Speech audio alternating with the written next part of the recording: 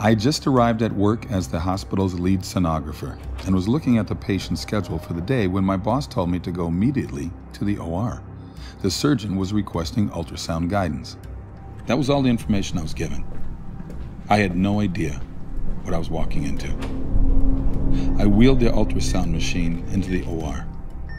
The patient was already sedated on the operating table. Plugging in the machine, I waited for instructions from the doctor. He barked at me to place the ultrasound probe on the patient's pelvis so he wouldn't perforate her uterus. Still confused about the procedure, I did as he asked and realized the woman was pregnant.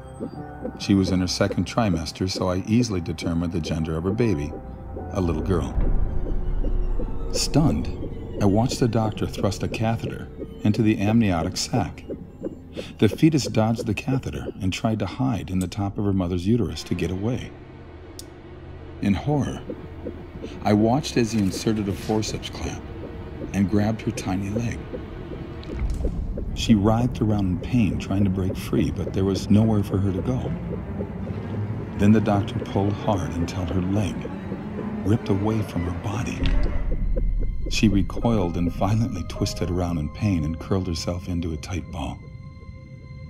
But it was no use.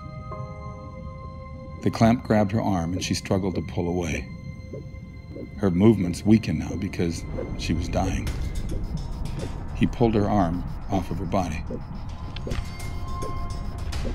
My vision blurred. My eyes filled with tears. The child again curled herself into a tight ball, but again, the device grabbed her other leg and it was ripped from her body.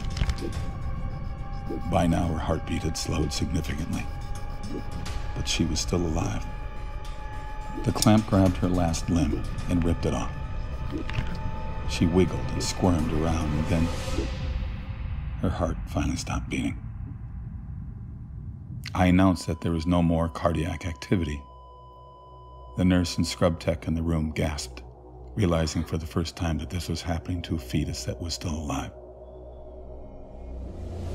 The remaining body parts, the head and torso, were removed. Placenta was removed, and a final look with ultrasound revealed all products of conception were removed. I was told I could leave the room. Up until that moment, I had been frozen. I silently removed the ultrasound machine from the operating room, went directly to the locker room, and threw up. I quit my job at that hospital shortly after. I told my boss I would never again participate in that type of procedure.